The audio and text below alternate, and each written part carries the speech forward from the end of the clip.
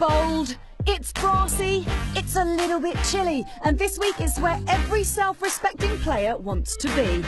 Berlin, Germany plays host to the European Poker Tour for the first time, and it's proved a most hospitable venue. The final table is already underway, and in our previous broadcast we said Auf Wiedersehen to three of our final eight. From Germany, Nico Bailey. 7th place finisher, Marco Neumann. Give a nice round of applause for 6th place finisher, Marcel. Welcome back to the final table in Berlin. We now have 5 players remaining.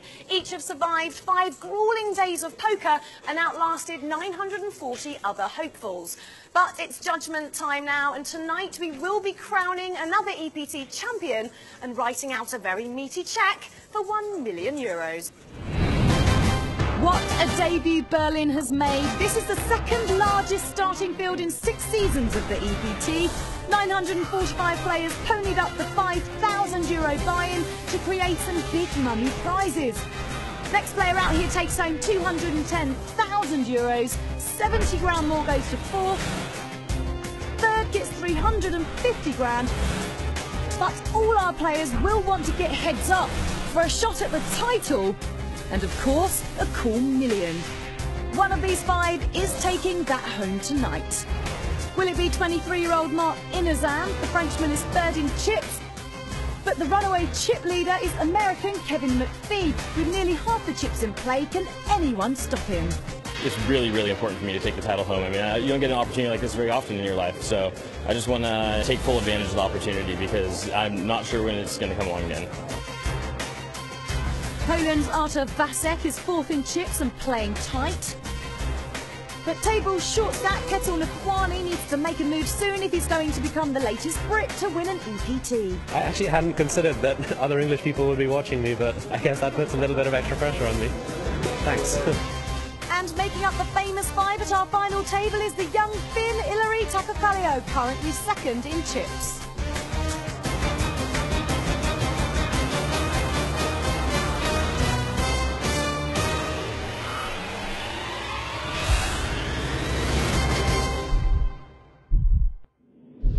Time to get to the action. Commentary comes from Gavin Griffin and James Hartigan. We're getting ever closer to crowning a new champion on the EPT. 5-handed action, blinds at 40 and 80,000. And this guy with 43% of the chips in play. Massive chip lead on the entire field. Opening with ace-9. And he gets the all-in from Nathwani, who is the tournament short stack. Bit of a surprising move with the ace-6 offsuit. But he does have the fold equity, Gavin. Can McPhee make this call with ace-9? It would be a heck of a call by McPhee. Nathwani making the raise, because he has the ace in his hand, it makes it harder for McPhee to have aces, ace-king, things like that. Nathwani's getting out of his seat. You don't want to let me go? He doesn't look comfortable at all. Surely McPhee will pick up on that. I think this might have been a mistake to try to talk to McPhee during the hand. McPhee makes the call. And I can't help but think that Kettle's behaviour did nothing but help McPhee make the right decision in the spot. Yeah, he certainly looked very uncomfortable when he stood up, sort of stumbled over his words. McPhee certainly picked up on that and maybe pushed him over towards calling. And McPhee has Ketel Nathwani crushed, and Nathwani could be out in 5th. And that looks almost certain to happen now that the 9 has come on the flop. Before the flop, they chop a decent percentage of the time, as long as neither hits their kicker. But since McPhee hit the 9, Nathwani's in bad shape. He's going to need some help on the turn, or it's over for Nathwani. Whoa! There has to be a sweat on the turn. It's in the rules of poker. Always. Always a sweat. He knows. McPhee's read the rule book cover to cover. But no straight on the river for Kevin Mafwani. He will be our 5th place finisher. And McPhee stacks more chips. Kevin Mafwani will collect 210,000 euros. A great showing for the English player. Really for you, man. Well, that was fun.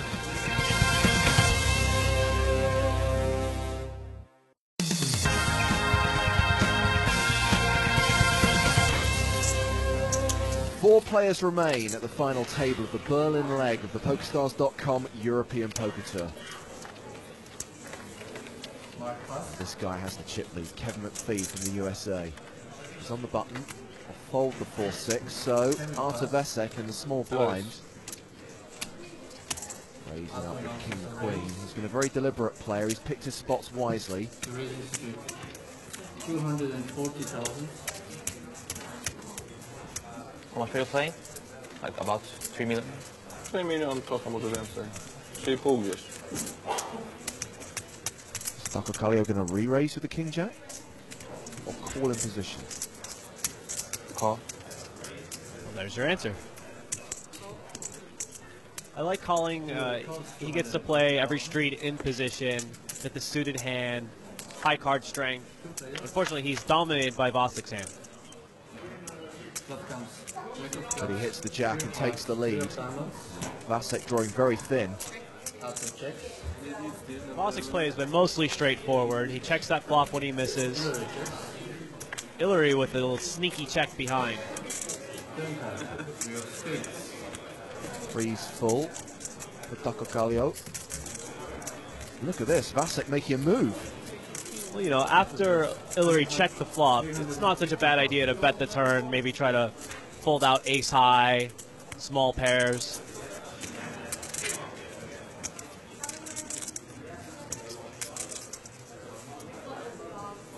Hillary trying to decide if it's better to raise or just call here, and decides on calling. Hillary costs 315,000. Doesn't want to lose his customer. Jack of hearts. Now his hand improves even further. Now his jack's full of threes. Vasek seems to have given up on the pot. Jack's full of threes and going to look for a little value, hoping that Vasek thinks they're chopping. Threes full of jacks on board.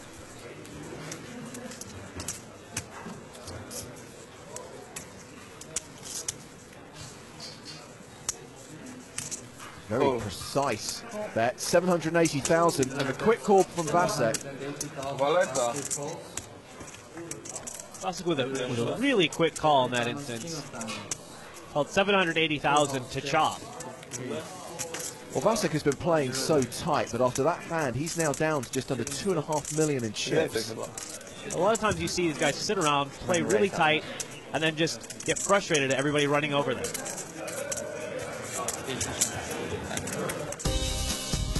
Kevin has been top of the chip count since the table started and now has nearly half the chips in play. But Hillary is not letting him out of his sights. Not much changed over the course of the next 9 hands. Artur, looking a bit low though, is going to be needing to make a move soon. But out in front are Kevin and Hillary, and these two do have a bit of previous. They were heads up in a side event at the recent London EPT. Hillary won that confrontation to take home just over 30,000 euros. The winner here today, though, will take home 30 times that. We are still at the stage where we are four-handed. We can't forget about Mark and Artur. Artur here with ace-10 of clubs. I'm not sure he counted those chips before sticking them in. He just grabbed a stack and said, here, this is what I bet.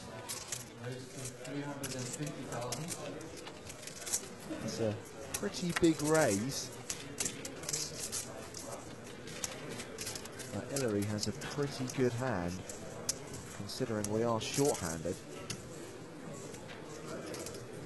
Four-handed, 2 nines is awfully big.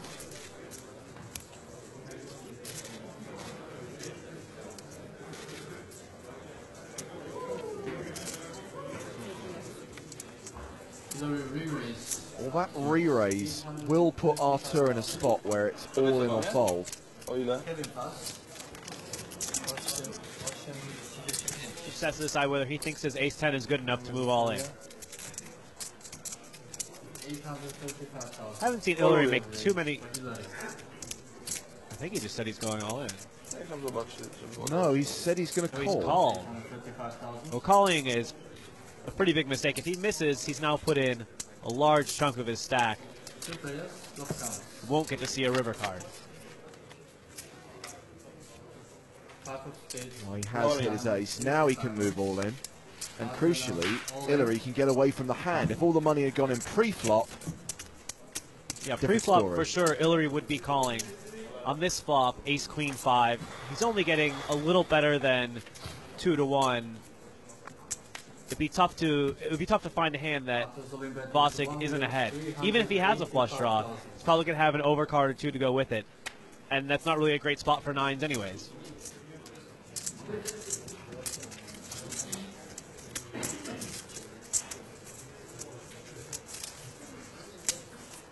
Hillary lets it go. A well-played hand by Hillary, and Artur let him off the hook.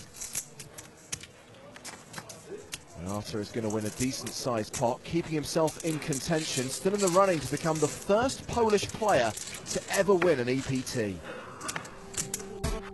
So we have a Pole, a Finn, a Frenchman,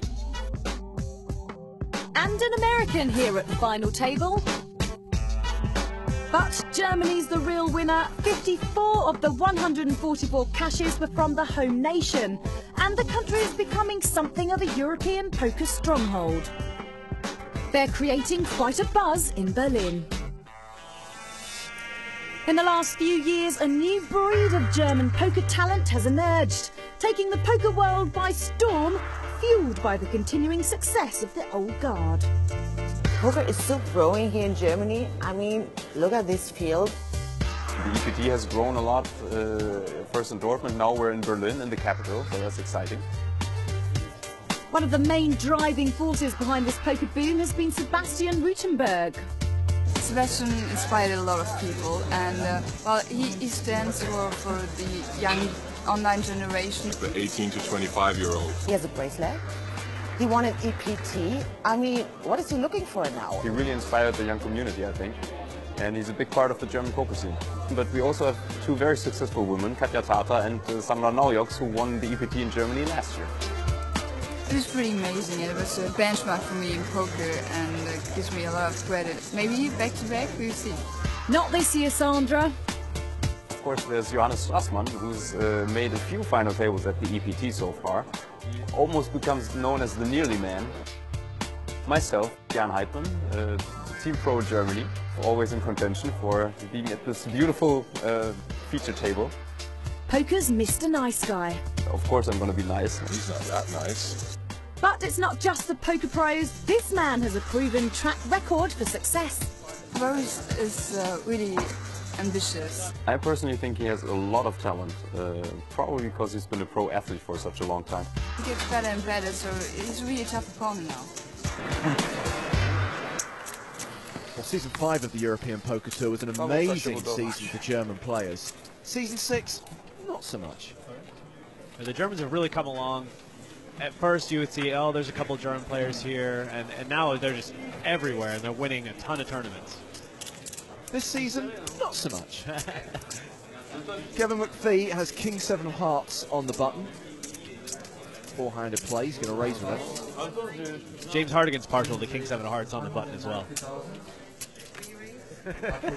Doesn't work for me, but the great thing is when someone re-raises, you can get away from it. Do you know how much you started the hand with? Now that's an important question, because Kevin wants to know if he has any fold equity should he come over the top of Vasek's re-raise. Yeah. All Kevin really wants to know right here, how big a percentage of Vasek's chips has he put in? I just want to know what he approximately started the hand with. I think it's a pretty big percentage, actually. It looks to be around 2 million total to start the hand. He's put in about 25% of his chips. His hand. How much did he start the hand with? He wants to know his stack. I just want to know what my stack was. How much he has behind? Oh, right, sure. Kevin, you're going to get a count. You're going to get a count.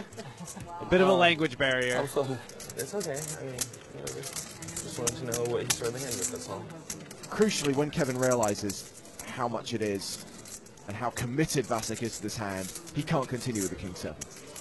Yeah, once he sees that it's around 1.5 million behind. So he had like 1.8, like he had like 2 million. There's very little chance Kevin can do it. Whoops. It's all yours then. Yeah. He lays it down, and Vasek takes the pot. Kevin plays a lot of online poker. I didn't mean for that to take so long. Sorry.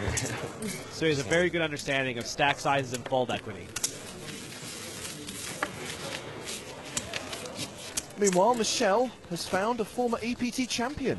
Well, I've caught up with someone that's no stranger to EPT final tables, and that's Julian Thew. Hello, Julian. Hello. Now, as we've just said, you've been at a few final tables yourself. Yeah. And we've got 4 left now. So what is it these guys need to do at this stage? This is like the most exciting part of any tournament. You know, you get down to this point, the money's big, and obviously the trophy and the win is in sight. And, you know, winning something like this is a massive thing for any poker player. So there's a lot at stake. Now, you did do a bit of commentary on this table as well, so you've seen these guys play. Who's looking good? Who's running strong? I think McPhee, the American, and the Finnish guy, Ilari, both look to be the 2 most dominant players at the moment. Obviously, anything can happen, but they'd be my 2 picks at the moment. OK, go on then. If you have to pick one, who's it going to be? I'll go for the young American. Oh, he goes for current chip leader. Well, thank you very much for talking to us, Julian. Cheers. That's 2 former EPT champions rooting for Kevin McPhee now, Julian Thew and Gavin Griffin. Yeah, we know how to pick the chalk. Raising up here with 9s. Inazan in the big blind. Has ace-king. I predict we're going off to the races, Gavin. Inazan obviously with a big hand, and McPhee has shown no reluctance to put chips into the pot with good hands like 2 9s.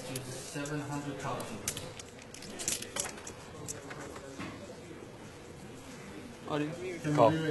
All-in call. The all-in from Inazan, the call from McPhee, ace-king against 9s.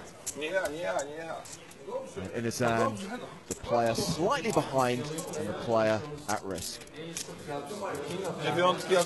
McPhee pulls the chips back, almost expecting to win. He hasn't really lost any of these situations yet. Could be the first one, though. A king on the flop. King of clubs.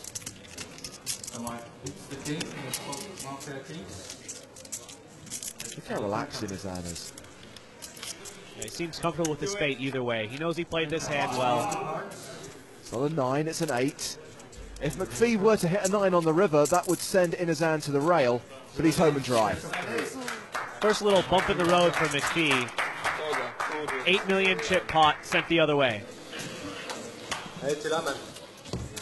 He's leaving the table, but he is still in the tournament. And we can see that his chip stack's just taken a huge jump. Now sitting on around 8.76 million. You can see there's this big flat line in the middle there. He stuck around the same area for a long time, waiting for that double up. That takes him to second on the leaderboard, just behind Kevin McPhee. While it was a big pot, it wasn't so big that McPhee lost the chip lead.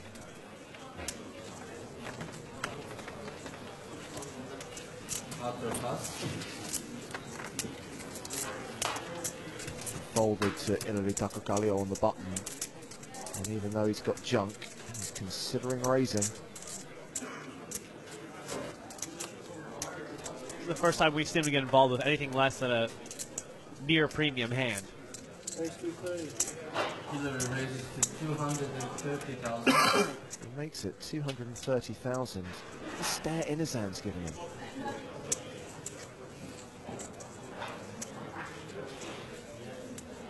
Inazan going to put some of those newly found chips into play. Mark calls 230,000. Ace King in the big blind for McPhee. And if he were to re-raise here, which he's going to, it looks like a squeeze play, Gavin. It looks like he's just trying to steal it, but he's actually got the best hand. Yeah, it certainly looks like a squeeze play here. Ilari might pick up on that and re-raise.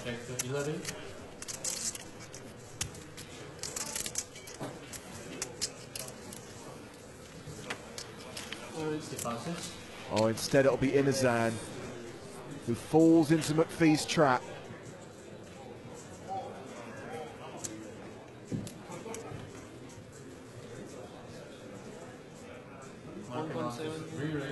He makes it 1.7 million. Wants McPhee to think he's slow playing aces or kings by flatting from the small blind. Of course, McPhee has an ace and a king. Hard to believe someone else has aces or kings.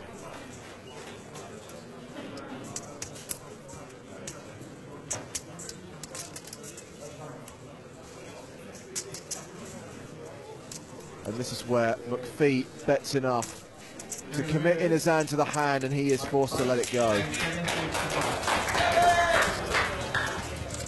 And so McPhee wins back some of those chips that he just lost to the Frenchman.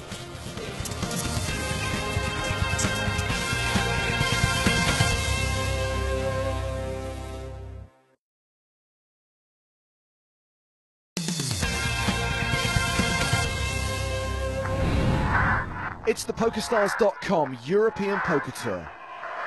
And for the first time in the tour's history, we have come to the capital of Germany, Berlin. So many amazing sights to see by day, including the Brandenburg Gate. And at night, so much to do, so many bars, so many restaurants, so many clubs. And here at Potsdamer Platz, you can play poker. That's what 945 players did. That's how many entrants this EPT had. Representing 48 nations, including Germany, the last winner of a German EPT, Sandra Neuox. Not cashing in this event, unlike fellow pro Marcel Lusk, who finished in 48th place, and German sensation Johannes Strassmann, who came 23rd. No German players remain at the final table, and the American Kevin McPhee still has the chip lead, although it's pretty bunched up. Toccaglio on 8.8 million. Inazan on 7.5 million. And McPhee's come back down to the pack, but he's looking to extend that lead now with two kings. Raises to 230,000. Hit threes for Hillary. Pocket three's a good hand to see a flop with four-handed. He's going to hope to flop a set and win a big pot. 300, there's no one, one thousand 200, big one 2,400. Inazan has decided he's going to play 8-6 from the big blind. Well, McPhee makes small raises, so he's getting a good price, but 8-6, not a very good hand to play in this situation. Well, nothing for Toccaglio. Inazan flops second pair. McPhee still way out in front with the overpair to the board.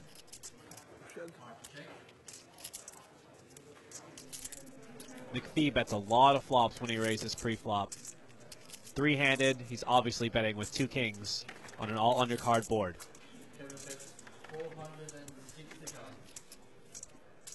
Hillary may take another card off, thinking that McPhee just has overcards, maybe an 8-9, something like that.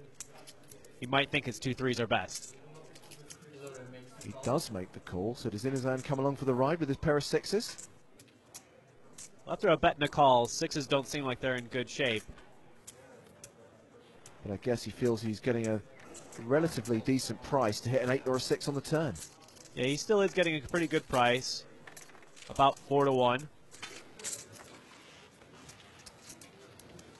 The turn is not an 8 or a 6, but it is a 3, and Hillary takes the lead with 3 threes. It's a card that doesn't look like it changes much. McPhee still thinking his kings are best. Hillary's going to lead out here. A big spot for Hillary.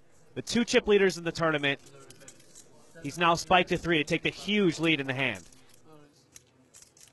And Inazan, again, putting his foot in it slightly and deciding to raise in a situation where he's got the worst of it. Wow, what a break for McPhee. He might be able to get away from this hand now. After two players called him on the flop, now Hillary leads the turn, and Inazan raises. He can get away from kings. Inazan has done Kevin McPhee a huge favor here. But he doesn't want to fold kings on an all-undercard board, but it looks like he has to. very tough spot for McPhee. Turns out it's a really great job that Inozen's done for him. But by no means is this an easy decision. By no means is this an easy laydown.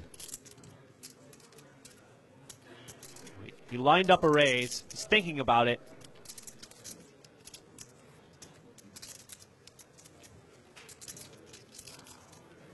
Yeah, I couldn't agree with you more, Kevin. And he has laid it down. And great players can make those kind of laydowns. Inozen now representing the 7-4. Hard for Illeri to think his 3-3s are not best.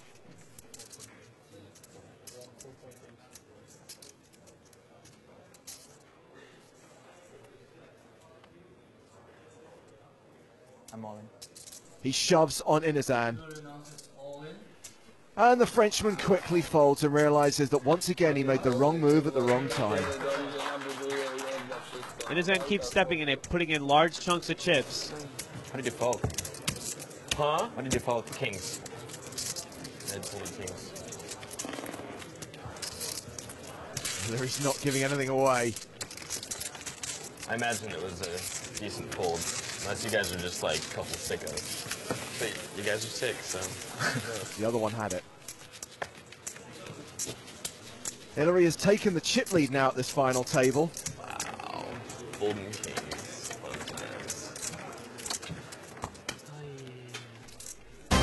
It's all to play for in Berlin. 4 players remain and there's big money at stake. Fourth takes home €280,000. 70k more for third. Second place bags over €500,000. But first prize is €1 million. The heat is on.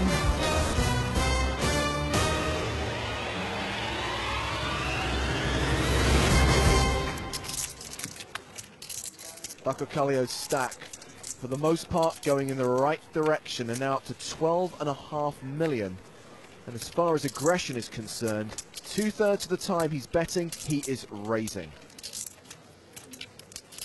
Yeah. Illeri going after chips like the Cookie Monster goes after cookies. Very nice. Well, we're going to sweat with former chip leader Kevin McPhee. We're only going to see his whole cards in this particular hand. He's got King 4 of hearts. He's on the button. Suited king on the button. With McPhee's image, his usual activity, he makes the raise. So we won't see Kallio's hand until the hand is completed. So what's he going to defend his big blind with in this spot, Gavin? He's defending with all kinds of things. Big aces, suited small aces, pairs, suited connectors. Fee has hit top pair. Top pair, bad kicker, and he's certainly going to bet. It makes it 360,000.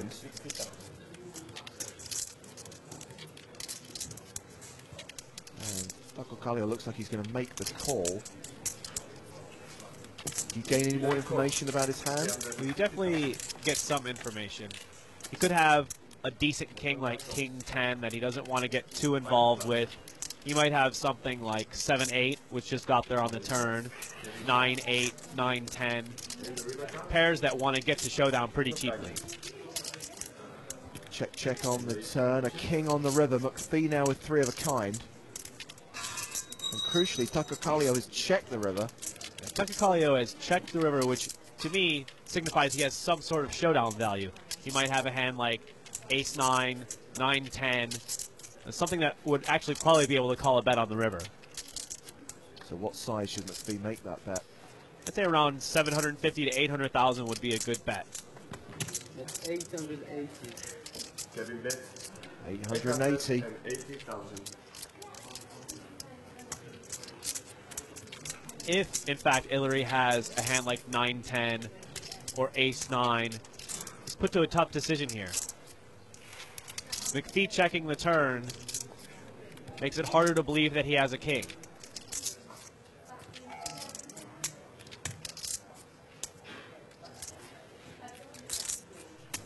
Is McPhee going to get paid off? Obviously, Ilary thinks it's a tough decision.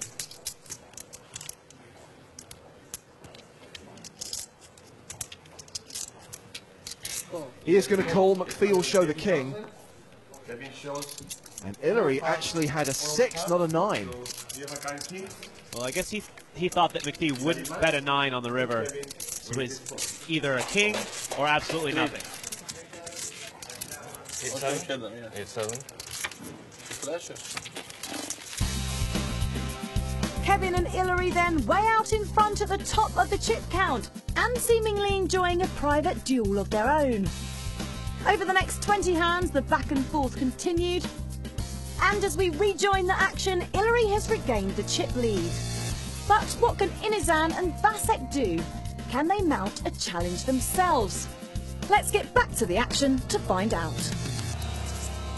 The blinds are 60 and 120,000, and Artur Vasek is sitting there with about 13 big blinds.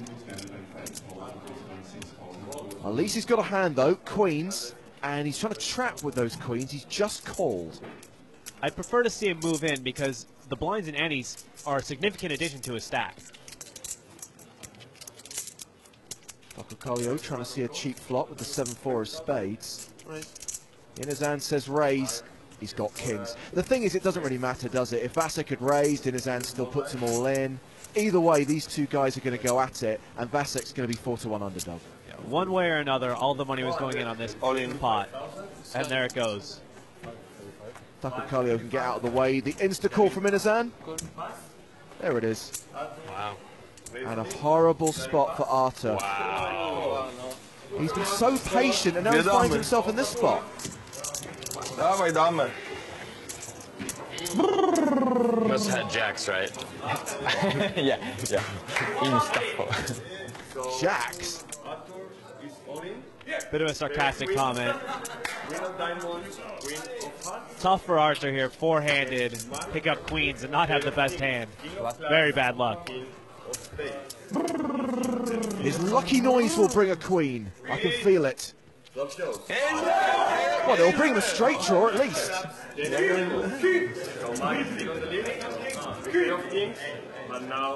An exciting flop. The turn card is the deuce of spades. So Vasek needs to see an 8 or a king on the river. Crucially, doesn't want to see a queen because that would give Inizan a straight. It's a blank, the kings hold up, and we lose Artur Vasek. He is our 4th place finisher. He will collect €280,000. His 4th EPT, his first cash. Okay. And as well as the money, Gavin, he's probably picked up some valuable experience of playing against some elite pros. Hopefully he uses that experience, turn it into some more final tables on future EPT seasons. So 3 players left. Kalio still with the chip lead. Inizan, a new short stack. Short stack's a relative term.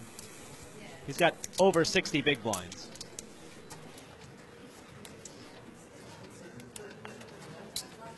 Raised 270.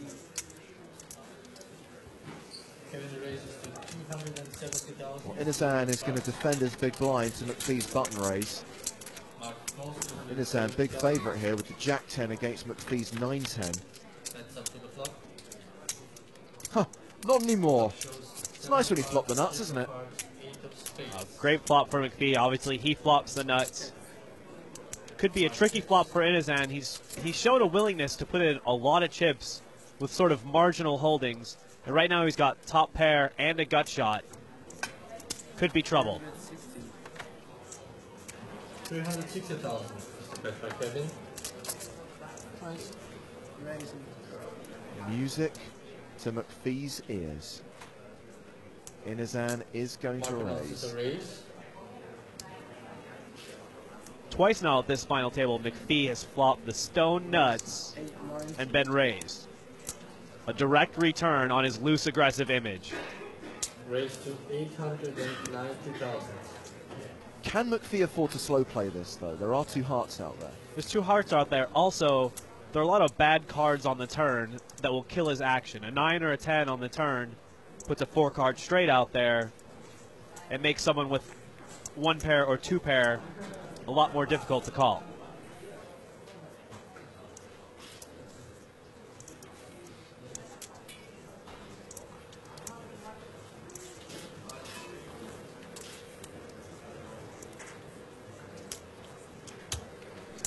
So a re-raise from McPhee. He's pumped it up to 1.7 million. 1,000. Inazan's going to raise again. Taking the 4th bet on the flop with top pair, bad kicker, and a gut shot. Mark announces a re-raise. And he's put himself in a spot where he can't fold if McPhee re-raises again. And McPhee can comfortably move all in now, knowing he's going to get called. Not very often someone 4-bets and folds the flop.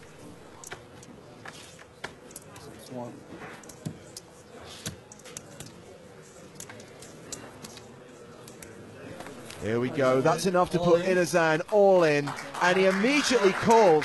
He's overplayed this hand, Gavin. He's overplayed this hand quite badly. Showdown. It shows 9 of clubs, 10 of spades. And he knows it. He is way behind and on the verge of elimination. Jack of clubs, 10 of clubs.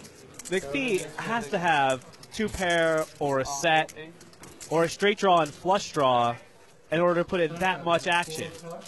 There's no way top pair is any good in this situation, ever. Inazan's done. He's our 3rd place finisher. He collects 350,000 euros, and he is going to be thinking about the way he played that hand for some time to come. Yeah. A tough spot, could have gotten away from it very easily, and he'll be disappointed. I told you there's going to be S heads up, huh? Yeah, I know.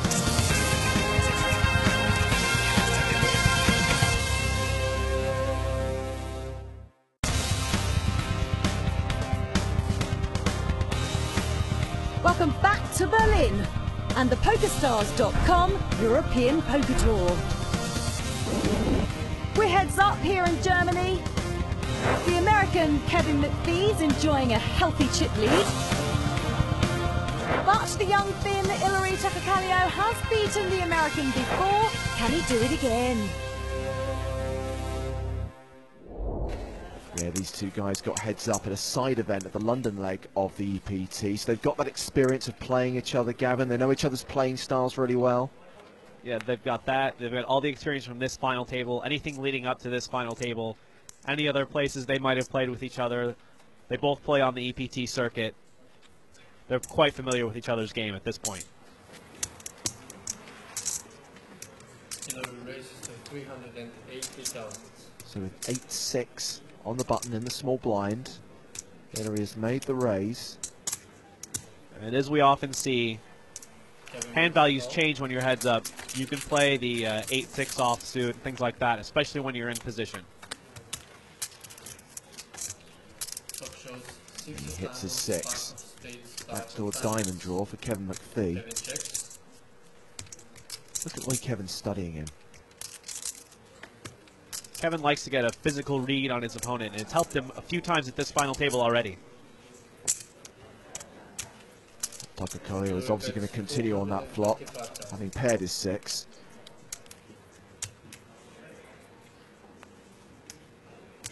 What's Kevin up to?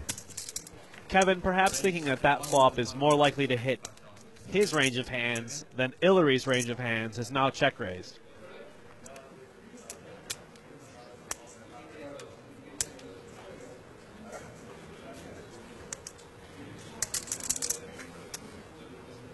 Remember, these Bumblebee chips are 100,000 each. The orange chips are 25,000. Call. Hillary calling. We're going to see a turn card. There's now 3 million in the middle. The deuce changes nothing. Is Kevin now done with the hand? He can continue trying to represent a 5. But there aren't very many hands that Ilary would call a 6-5-5 2-diamond flop that he would fold to another bet on the turn. Kevin checks. Kevin's check opens the door for Ilary to make another bet. Half the pot, 1.5 million. Ilary bets 1.5 million. Kevin with a little bit of a Hollywood here. I guess he could be trying to figure out if a check raise will win him the pot. I imagine, though, that once he's checked the turn, he's given up on the hand.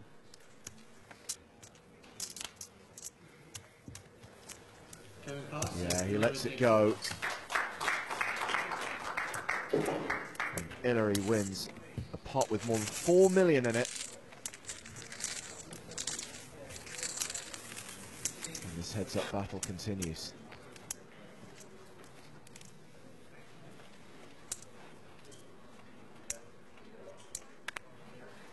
Kings on the button.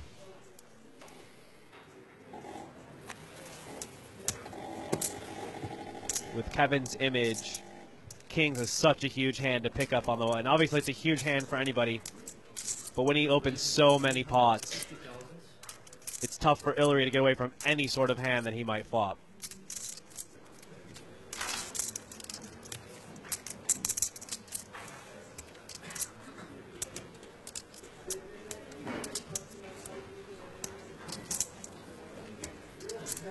Oh dear. Ilary's not a believer, and he's going to re-raise pre-flop. Another thing that Kevin's aggressive image does is it makes Ilary have to 3-bet more often to take control of pots. He's 3-betting with the 9-4 suited here, obviously well behind McPhee's 2 kings. So if you're McPhee, do you just call here? You get to play the hand in position. It's possible to just call here, hope that Ilary flops something, but you don't want to let him out-flop you. And instead, he's made a big re-raise, and this is saying, no, I genuinely have a hand here, and it becomes impossible for Ilary to continue. Not necessarily. Ilary does have over 8 million behind. He has enough chips that he could make McPhee fold a few hands. It's just whether or not he's got the stones to put it in for 8 million with 9-4 suited. I guess not. And probably good that he doesn't, because McPhee was sitting there with a monster. McPhee's certainly hoping he had the stones to put it in with 9-4 there.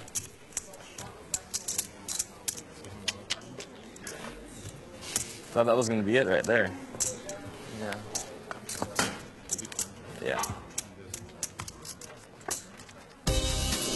Well, that could have been it, but it wasn't. Not even close. Kevin's huge chip advantage was nearly eradicated in the 28th hand of heads-up action when Ilary doubled up. We were an 8 of hearts, so Ilary will double up. That gave him approximately 12 million to Kevin's 17, and over the next 40 hands, Ilary improved his position, and as the players headed for a break, it was clear that this was a test of endurance. Oy. Oh, my back is hurting so bad. Huh? My back is hurting so bad. Yeah, this is going to be long, isn't it? I get the feeling we're going to be doing this for a while. Showing.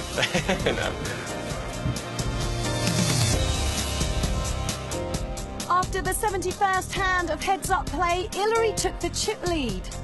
Could history repeat itself? Could the Finn take the American down again? Getting bored?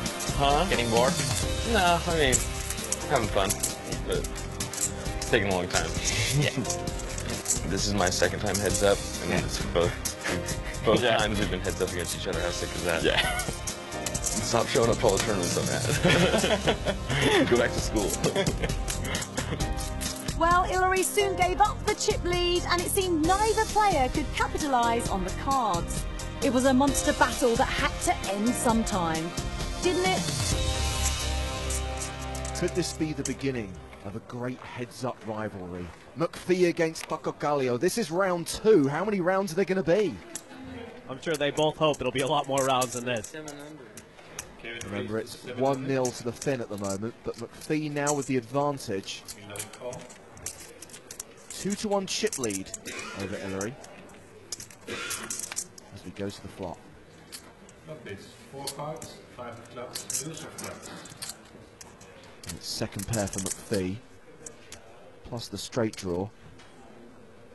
Gut shot straight draw for Hillary, and the backdoor heart draw, plus 2 overs to the board. Hillary has to think that that flop hit him a lot more than it hit Kevin.